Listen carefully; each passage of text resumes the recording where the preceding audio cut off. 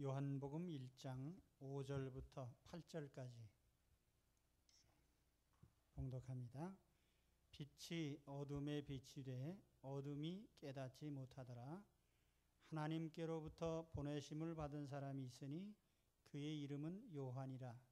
그가 증언하러 왔으니 곧 빛에 대하여 증언하고 모든 사람이 자기로 말미암아 믿게 하려 함이라.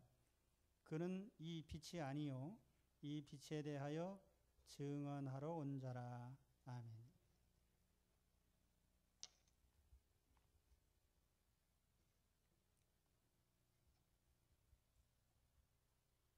예수님이 빛으로 오셨습니다. 생명의 빛, 도덕성의 빛. 그러면 이 빛으로 오신 예수님에 대해서 세상은 어떤 반응을 나타냈을까? 이 세상의 반응과 거기에 따른 하나님의 증언 또 증거 활동에 대해서 오늘 말씀을 나누겠습니다. 우선 이 세상이 빛에 대하여 어떤 반응을 나타냈을까? 빛이 어둠에 비춰졌다. 이 어둠이라는 것은 그 다음 구절에 보면 세상이라는 말로 표현을 합니다. 요한복음에 보면 이 세상이라는 용어가 여러 차례 등장해요. 코스모스라고 하는 단어인데 이 코스모스라는 단어가 신약 성경에서 적어도 네 가지 의미로 사용이 돼요. 첫째는 우주라는 뜻이 있고, 둘째는 땅, 지구라는 뜻이 있고, 셋째는 땅에 거주하는 주민, 그런 의미고, 넷째는 특히 불신 인류를 가리키는 말입니다. 그런데 요한이 주로 사용한 것은 이 불신 인류를 가리키는 용어로서 이 코스모스라는 말을 사용을 합니다. 이 불신 인류가 참 빛이 왔을 때 어떤 반응을 나타냈을까? 첫 번째 반응은 무지의 반응이죠. 무식했다. 1장 5절에 보면 빛이 어둠에 비치되 어둠이 깨닫지 못하더라. 알지 못했어요. 이해하지 못하고 받아들이지 못하고 어둠의 선을 넘지 못했어요. 예레미야 4장 22절에 보면 내 백성은 나를 알지 못하는 우둔한 자요 지각이 없는 미련한 자식이라 그렇게 말했어요.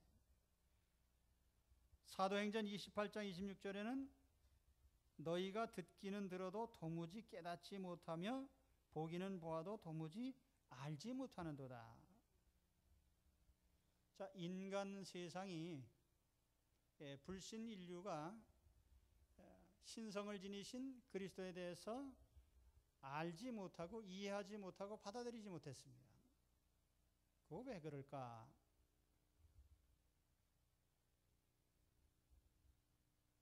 그것은 인간이 그릇된 도구를 사용해서 하나님을 알려고 하기 때문에 그런 거예요. 다른 말로 하면 이성의 한계란 말입니다. 사람이 가장 신뢰하는 것, 현대인이 가장 믿고 신뢰하는 것이 인간의 이성입니다. 자연과학을 비롯해서 모든 학문의 기초가 되는 게 이성이죠. 사람이 세상을 이해하는 수단이 바로 인간의 이성입니다. 그런데 인간은 이 이성이 모든 인간의 문제를 해결해 줄 것으로 생각을 해요. 사실 21세기 들어와서 가장 큰 성취를 준 것이 인간의 이성이죠. 두 가지 분야에서 보면 첫째는 자연과학 분야죠. 첨단과학, 요즘에 그 IT 산업, 또 두 번째는 경제적인 번영입니다. 대단한 경제적 성과를 거두고 있죠. 그런데 이 인간 이성의 이런 성취 결과가 그럼 인간의 행복으로 이어졌느냐? 그건 전혀 별개의 문제예요. 지금도 전 세계 여러 나라 사람들을 상대로 조사를 해보면은 당신은 행복합니까? 그렇게 물었을 때 나는 정말 행복합니다. 이렇게 대답한 것이 경제적으로 번영하고 과학이 발전된 나라 사람들이 그렇게 대답하지 않고 최빈국에 속하는 뭐 벵글라데시라든지 이런 빈국에 속하는 나라 사람들이 오히려 나는 행복합니다 그렇게 고백을 했고, 오히려 선진국에 사는 사람들은 다 나는 참 불행하다 그렇게 얘기를 했어요. 그거 왜 그런가? 과학의 발전이나 또는 다소간 생활이 편리해진 그것이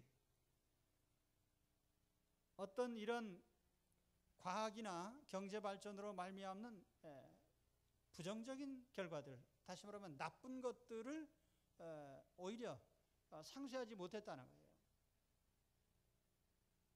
과학이 발전하고 경제가 발전하면 더 행복해져야 되는데 반대예요. 그래서 사회가 선진화됐다고 하면 따라서 발전하는 게 범죄입니다. 살인 늘어나죠. 강도 늘어나죠. 도적질 늘어나죠. 사기꾼 늘어나죠. 인간 파괴, 관계가 다 깨져버려요. 참 미래 사회에 대해서 제가 가장 염려하는 것 가운데 하나는 관계의 파괴입니다. 우리나라에 지금 1인 가구가 400만 가구가 넘어요. 일본은 1,500만 가구가 넘습니다. 2인 가구까지 하면은 아마 전체 가구 수의 태반이다.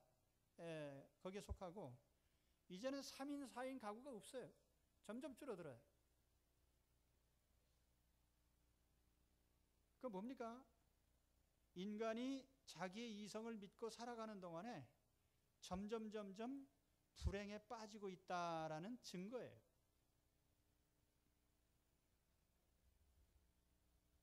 인간의 이성이라는 것은 영적 세계에 대해서는 아주 무식합니다. 전혀 몰라요. 여러분, 우리가 대학 나오고 박사학위 받았다고 해서 하나님을 알게 됩니까? 전혀 모르죠. 첨단 과학이나 IT 산업이 하나님 아는데 전혀 도움이 되질 않아요. 하나님이 누구신지 창조주가 누군지 전혀 모릅니다. 공부 많이 했다고 해서 다 천국을 알고 지옥을 알고 그렇게 되는 거 아니에요. 영혼의 존재에 대해서 아무것도 아는 게 없어요. 고린도전서 1장 21절에 하나님 말씀에 하나님의 지혜에 있어서는 이 세상이 자기 지혜로 하나님을 알지 못하는 거로, 이 세상이 자기 지혜로 하나님을 알지 못하더라 말이죠. 신을 연구하는 학문이 신학입니다. 인간을 연구하는 학문이 철학이에요. 그 신학과 철학의 가장 중요한 도구가 뭐냐면 인간의 이성입니다. 논리적인 이해력. 근데 재미있는 것은 하나님은 논리나 이성의 한계 안에서 받아들이기 힘든 분이에요. 그 넘어 계신 분이에요. 영혼에 대해서 이성으로 알 수 있나요? 하나님에 대해서 우리가 인간의 이성으로 알 수 있나요?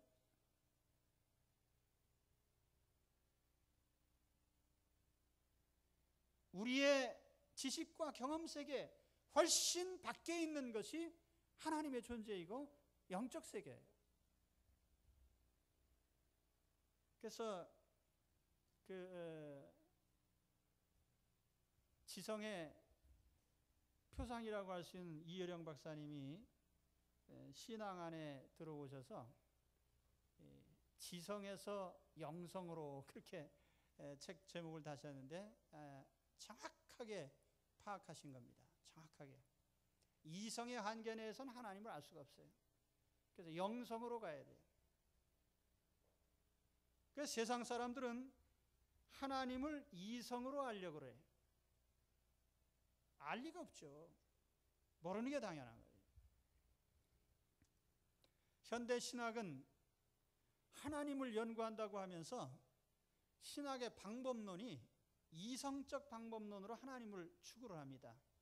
그러니까 현대 신학자 중에 유명한 신학자들, 아주 똑똑하다고 생각하는 신학자들이 다 보면 하나님 안 믿는 사람이거나 하나님을 아주 전혀 모르는, 정말 개뿔도 모르는, 왜 그러냐면 그럴 수밖에 없어요. 왜냐하면 하나님에 대해서 인간의 이성으로 접근해가지고 알 수 있나요? 정통 신학의 신학 방법은요, 계시 의존적인 방법입니다. 다시 말하면 하나님이 누구신가를 인간에게 알려주신 만큼 아는 것이, 그것이 정통 신학의 방법이에요. 그런데 현대 신학이라고 하는 그 신학은 지 마음대로 인간의 이성으로 하나님을 재단을 해요.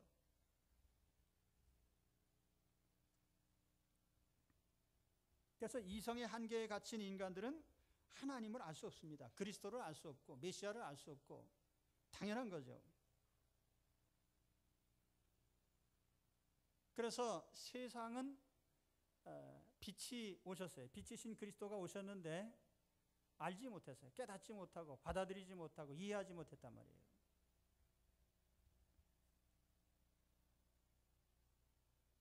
그리고 두 번째 반응은 뭐냐면 그냥 알지 못하고 깨닫지 못하는 거로 끝난 게 아니라 배척하는 거예요. 거절하는 거예요. 5절 말씀에 보면 깨닫지 못하더라 그랬고, 10절에는 알지 못했다고 그랬고, 11절에는 영접하지 않았다 그랬어요. 배척했단 말이에요. 거절했다는 말입니다. 모르면은 겸손해야 되는데, 내가 하나님에 대해서 몰랐습니다. 그 부분에 대해서 난 참 솔직히 모릅니다. 이렇게 말하는 게 아니라, 내가 확인컨대 하나님 없다. 그 유명한 물리학자인 누굽니까? 그 있잖아요. 스티븐 호킹인가요? 그 사람이 자기가 물리학자면 물리학에 대해서만 얘기해야지 왜 하나님에 대해서 얘기를 해요? 솔직하게 나는 물리학의 범주에서는 하나님을 알지 못했다라고 고백하는 것이 옳은 것이지, 하나님 없다라는 그런 건방진 소리를 하면 됩니까?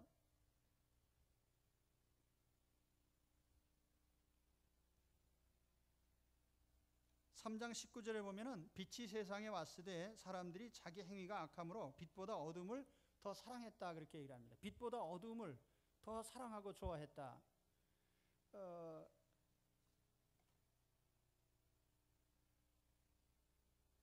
자기 자신이 표준인 거예요. 내가 어둠의 세계에 있구나. 내가 빛으로 나가야지.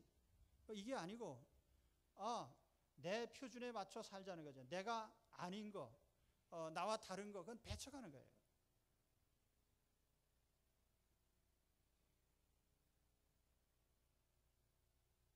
여기 빛이 자기 땅에 왔다는 거는요, 하나님께서 하나님 백성의 땅에 오셨다는 얘기입니다. 사실 혈통적인 이스라엘은 명목상 또 혈통적으로 하나님 백성이에요.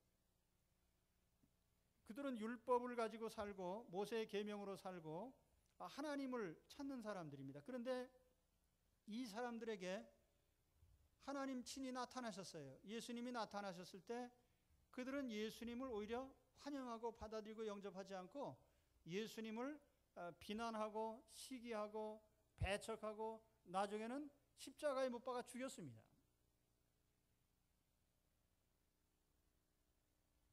그래서 코스모스라고 하는 이 세상, 하나님을 인정하지 않고 사는 이 불신 세상은 이와 같이 무지의 땅, 영적으로 볼 때는 알지 못하는 무지의 땅이고 또 배척의 땅입니다. 하나님에 대해서, 그리스도에 대해서 인정하지 않고 배척하는 것, 이게 당연한 겁니다. 오늘 우리가 사는 세상이 어떤 곳인가? 세상은 하나님에 대해서 인정하는 곳이 아닙니다. 다원주의라고 하는 이 사상이 뭡니까? 기본적으로 모든 다양한 것을 다 인정하라는 거죠. 절대라는 것은 없다는 겁니다. 그런데 우리가 믿는 하나님은 절대적인 하나님이에요. 유일하신 하나님이에요. 하나의 원리를 주신, 자연계의 법칙을 하나로 주신 것처럼 난 참 신기합니다. 지구에서의 자연 법칙이 저 금성이나 화성에 가면 다른 법칙으로 작용하지 않고 똑같은 자연 법칙으로, 하나의 법칙으로 사용하는 거예요. 인간 세상의 원리도 하나님이 주신 법은 하나입니다.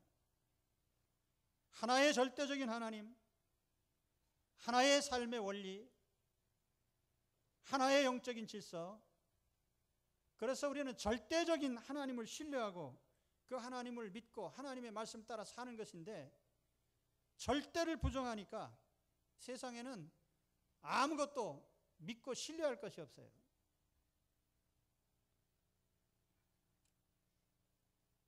그래서 우리가 사는 이 지구는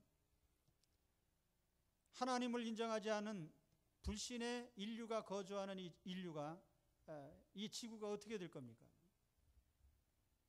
장담할 수 없죠.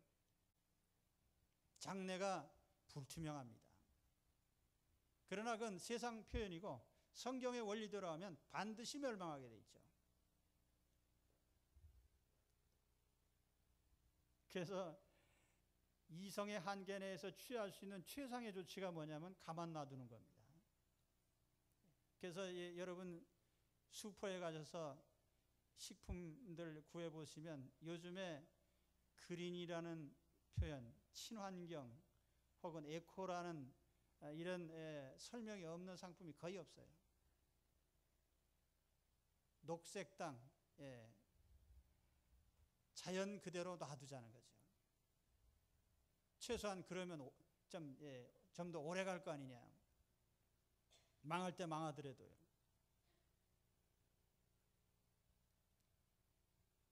이성의 한계에서 보면은 정확한 조치입니다. 그러나 중요한 건 뭐냐면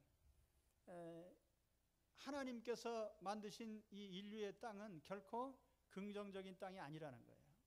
빛을 거부하고 배척하고 또 필경에는 하나님의 심판 앞에 놓여 있는 그런 상황에 있는 걸 우리는 알아야 됩니다. 그러니까 땅에다 너무 투자하지 마세요.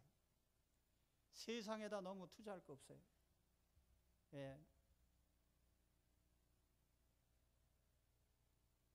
암만 투자해도 나중에 얼마 안 있으면 다 가신다고요. 그러니까 차라리 우리가 다음에 갈 세상에다 투자하는 게 낫지. 세상에다 너무 투자해서 거둘 것이 없어요. 그건 그렇고 오늘 이 세상의 반응에 대해서 제가 두 가지 말씀드렸어요. 첫째로 세상은 영적 세계에 무지하기 때문에 전혀 참 빛에 대해서 알아보지 못했다는 것이고 또 하나는 배척하고 거부했다는 겁니다. 이제 이런 배경 속에서 하나님이 취하신 조치가 뭐냐면 바로 증거 활동이에요. 증거. 그래서 하나님은 증거자 세례 요한을 보내셨습니다. 빛에 대한 첫 번째 증거자가 바로 세례 요한이에요. 어둠의 세계가 빛을 거부한다고 해서 그냥 하나님께서 내버려 두지 않으시고 어둠의 세계가 빛을 받아들이도록 거기에 증거자를 보내셨어요. 할렐루야. 그 우리에게 축복이죠. 빛에 대해서 증거해라. 그래서 믿게 하라. 이게 하나님 뜻입니다. 고린도전서 1장 21절에 보면은 하나님의 지혜에 있어서는 이 세상이 자기 지혜로 하나님을 알지 못하는 거로 인간의 이성으로 하나님을 알지 못하니까 하나님이 그들에게 전도에 미련한 것으로 믿는 자들을 만들어내시게 합니다. 이 전도에 미련한 것이라는 것은 이성적인 인간의 판단으로 보면 미련해 보이는데 그 방법으로 하나님이 오히려 사람들을 구원해 내시더라 하는 뜻이에요. 이 전도가 얼마나 미련해 보여요. 내가 처음 전도받을 때 그랬어요. 내 대학 다닐 때 이웃집에 사신 집사님이 저를 전도하기 위해서 오셨는데 전도를 항상 미련하게 해요. 학생, 우리 한번 교회 가지. 예수 믿어야 돼. 예수 믿어야 영생 얻고 천당 가지. 왜 저렇게 무지막지하게 전도를 할까? 좀 합리적이고 아주 지성적으로 전도할 수는 없을까? 그 내가 지성적으로 합리적으로 전도를 받아서 전도받은 사람이 아니에요. 그렇게 내가 거절을 했지만은 내가 나중에 죽을 병 걸려가지고 건강을 잃고 쓰러지니까 그때는 아이쿠 하나님. 그래서 나는 아주 무식한 방법으로 전도받은 사람이에요. 아마 여기 계신 분 중에 그런 분이 많을 겁니다. 아주 머리가 좋아가지고 IQ가 좋아서 하나님을 다 알아차리고 느끼고 그래서 나온 사람보다는 조금 미련하게 예, 전도받아서 나온 분이 많은 줄로 믿습니다. 그런 분 다 그러시죠? 예, 이웃집에 사신 분이 미련하게 그냥 자꾸 가자고 그래가지고 무식하게 그냥. 예, 그게 미련해 보이지만 하나님의 증거의 방법인 거예요. 예. 요한복음은 증거의 책입니다. 증거라는 말이 명사로 14번, 동사로 33번 나타나는데 오늘 말씀 중에도 그 증거라는 말, 증언이라고 이제 개역 개정판에는 용어를 바꿨는데 증언. 세례 요한이 예수님을 증언하기 위해서 1번 타자로 나왔어요. 이 세례 요한은 누구냐 하면 사도 요한과는 좀 다른 사람이죠. 사도 요한은 12제자 중에 한 사람이고 세례 요한은 이름은 요한이지만 예수님께 세례를 베풀고 요단강에서 세례를 베풀던 요한이에요. 그래서 세례자 요한 그렇게 부르는 세례 요한. 이 세례 요한은 예수님보다 약 6개월 먼저 태어났어요. 그래서 그는 예수님과 거의 동시대에 성장을 했고 또 그의 30여 년 성장에 대한 기록은 성경에 없습니다. 마가복음 1장에 글을 보면은 그는 약대 털옷을 입고 또 메뚜기와 석청을 먹고 있었더라. 그래서 그의 모습을 이렇게 표현했는데 세상에 드러나지 않은 인물이에요. 그래서 광야에서 생활을 했다고 하는데 일설에 의하면은 이 사도 요한, 세례 요한이 에세네파에 속해 있을 것이다. 그 에세네파라고 하면은 유대인의 여러 종파 중에 은둔파에 속하는 특별한 종파예요. 사회 그 한편에서 은둔 생활을 하면서 금욕 생활을 했던 그런 집단인데 그 세례 요한이 거기에 속해 있었다는 기록이 있습니다. 근데 이 세례 요한이 예수님을 세상에 소개하는 그런 역할을 한 사람이에요. 처음으로 소개한. 그러니까 예수님이 여러분 성경 읽다가 예수님께서 처음 등장하는 게 어디냐면 이 흔히 우리가 공생애라고 합니다. 공생애, 퍼블릭 미니스트리라고 하는데 공적인 생애, 구원 사역을 시작하신 해가 대략 30세쯤 되어서 예수님이 사역을 시작하셨는데 그 출발 시점을 어디로 보느냐면 예수님이 요단강에서 세례 요한에게 세례 받으신 그 시점이 공생의 출발점으로 봐요. 그리고 그 후에 이제 광야에서 40일간 금식하셨는데 그 시점으로부터 예수님이 이제 공식적인 구원 활동이 시작이 되는 거예요. 그래서 이 세례 요한은 예수님을 세상에 소개를 했어요. 그 요한복음 이제 앞으로 볼 텐데 1장 29절 이하에 가서 보면 그 기록이 나옵니다. 세례 요한이 예수님께서 자기 앞으로 이렇게 오시는 걸 보면서 세상 죄를 지고 가는 하나님의 어린 양입니다. 세상의 모든 죄를 대신 지신 구속의 주이신 속죄의 주인이신 바로 그 구원자 예수님이 오셨습니다. 그렇게 소개를 한 거예요. 요한 자신도 누가 메시아인지는 몰랐어요. 그런데 하나님께서 그에게 성령으로 깨우쳐 주시기를 세례를 베풀 때 성령이 비둘기같이 임하는 그 사람이 메시아인 줄 알아라. 그래서 예수님 위에 성령 임하신 모습을 보고 이분이 메시아다라고 소개를 한 겁니다. 그리고 세례 요한은 그 헤로디아 사건으로 인해서 감옥에 투옥이 됐어요. 이 헤로디아라는 아주 그 불륜의 여인이 있는데 이 사람은 자기 남편 버리고 또 다른 남자하고 결혼하고 뭐 이렇게 불륜의 관계를 사통팔달로 한 사람인데 그 얘기를 길게 할 필요는 없죠. 아무튼 그 헤로디아의 불륜에 대해서 세례 요한이 지적을 했더니 그 안 입고 와가지고 붙잡아다 가뒀어요. 그래서 나중에 순교당했죠. 목배임을 당했는데 세례 요한이 그 감옥에 있을 때 어떤 일을 했냐면은 사람을 예수님께 보내서 당신이 진짜 메시아입니까? 우리가 다른 메시아를 기다려야 됩니까? 이런 질문을 했어요. 기껏 예수님을 세상 죄를 지고 가는 하나님의 어린 양이라고 소개해놓고 또 왜 질문은 또 왜 했나? 그런데 그거는 전 인류를 대표한 질문이라고 해요. 전 인류를 대표해서 모든 인류가 가장 궁금해하는 게 뭡니까? 누가 우리의 인류를 구원할 것이냐? 구원자가 누구냐? 인류의 구주가 누구냐? 제일 궁금한 거 아니에요. 그 질문을 세례 요한이 하고 그분이 바로 예수님이라는 사실을 세상에 알린 겁니다. 그런데 이 세례 요한을 소개하면서 그는 빛이 아니라는 말을 강조합니다.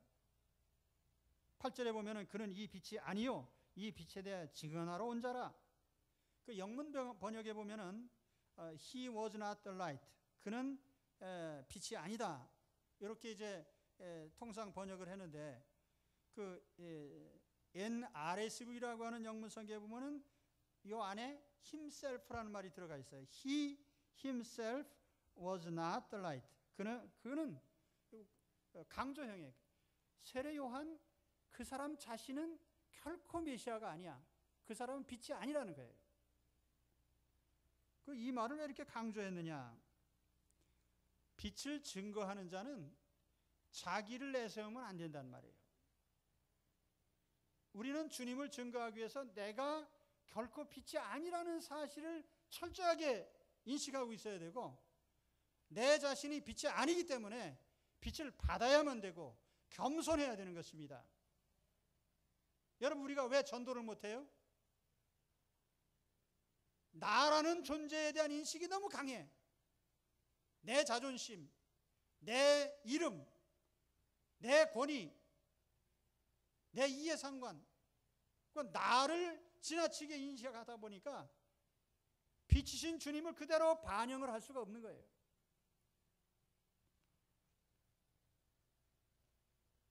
누가복음 3장 4절에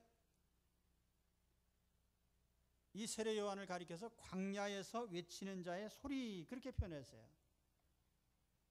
세례 요한을 가리켜서 광야에서 외치는 자의 소리, 헬라어로 포네입니다. 포네. 그 영어 단어에 폰이라고 하는 단어가 있죠. 소리라고 하는 겁니다. 뭐 마이크로폰이니 뭐 핸드폰이니 이 폰이라는 말은 소리라는 뜻이에요. 사운드. 우리가 보통 이렇게 뭐 음성을 내든지 뭐 새소리를 내든지 이 소리 자체, 사운드가 이 포네입니다. 그런데 의미가 있는 말이 있잖아요. 우리가 하나님 말씀, 이걸 로고스라고 표현을 해요. 혹은 레마라고 표현을 해요. 그 세례 요한은 어떤 사람이냐? 자기 소리를 내지 않는 사람이에요. 그는 주님이 주신 말씀만 받아서, 하나님이 주신 말씀만 받아서 그 소리를 내는 발성기관이에요. 그냥 설교자가 자기 소리를 내면 설교가 아니에요. 하나님의 말씀을 그대로 반영해야 그게 설교자예요. 오늘 세례 요한은 그 자신이 빛이 아니라는 강력한 인식 속에서 주님을 증거했습니다. 오늘 우리 예수님을 전하는 우리도 마찬가지예요. 자아가 살아있고 내 자신이 빛이라는 착각에 빠져 있으면 우리는 진짜 빛이신 예수님을 받아들이지도 않고 빛을 반사할 수도 없어요.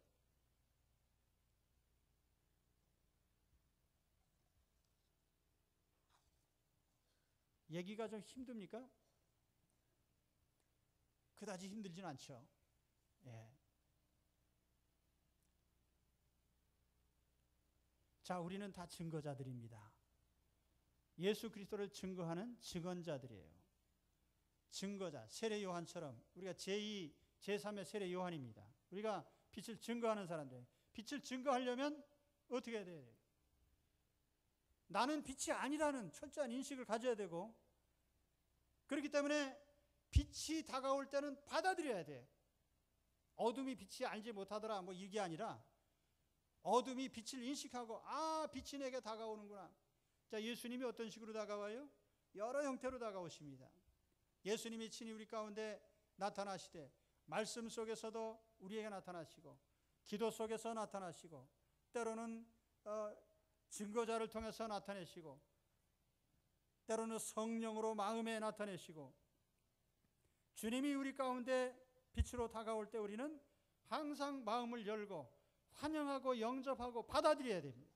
주여 어서 오시옵소서. 주여 어서 오시옵소서.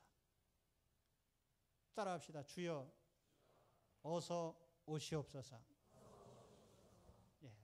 주님이 내 마음속에, 내 삶에 오시도록 환영하고 영접하고 받아들이는, 이것이 우리가 어둠의 세계에 사는 우리가 매일같이 철저하게 해야 될 일들입니다. 주님을 받아들이시고 영접하십시오. 매일같이 나의 삶에, 내 마음속에 주님을 영접하고 모셔드리시기 바랍니다. 예수님은 생명입니다. 무슨 생명이 원시 바닷가에서 생겨나고, 무슨 DNA가 생명이고, 무슨 단백질이고, 그거 다 물질세계 얘기죠. 참 생명, 참 빛은 예수 그리스도십니다. 예수님을 마음에 모셔 드릴 때에 정말 그리스도의 생명을 가진 사람의 삶을 살게 되는 거예요. 오늘 많은 그리스도인들이 왜 무기력하고 힘없는 삶을 삽니까? 예수님을 모시고 살면서 예수 그리스도를 마음에 모시지 않고 인간의 이성으로 판단하고 생각하고 결정하고 인간의 이성으로 행하기 때문에 무기력한 그리스도인이 되는 거예요. 영성 없는 그리스도인, 감동 없는 그리스도인, 기쁨이 없는 그리스도인, 낙심자라고 실족자라는 그리스도인. 예수 그리스도를 마음에 모셔드리십시오. 나는 빛이 아닙니다. 그래서 나는 빛을 받아들여야만 되는 거예요. 그 다음에는 나를 통해서 다른 사람이 믿도록 빛을 증거해야 됩니다. 내 안에 계신 예수 그리스도를 나타내라 말이에요. 오늘 말씀에도 나오잖아요. 오늘 말씀 1장 7절에 보면은 그가 증언하러 왔으니 곧 빛에 대해 증언하고 모든 사람이 자기로 말미암아 믿게 하려 함이라. 여러분, 나로 말미암아 모든 사람이 믿게 됩니까? 우리 선교사님께서 선교지에 가셔서 많은 사람이 우리 선교사님으로 말미암아 예수님을 믿게 됐어요. 할렐루야. 내가 받아들인 빛의 결과가 다른 사람에게 빛으로 전달이 된 거예요. 오늘 나 때문에 내 주변에 있는 사람들이 다 믿습니까? 내 형제들이 믿습니까? 내 친척이 믿습니까? 내 친구들이 믿습니까?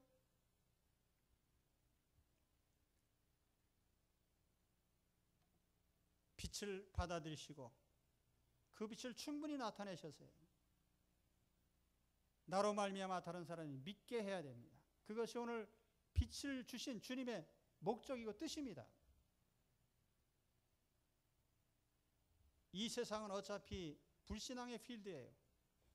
이 불신앙의 땅에서 먼저 빛을 받은 우리가 지속적으로 빛을 받아들여서 지속적으로 빛을 비추는 그런 그리스도의 빛들이 되시기를 주님의 이름으로 축원합니다.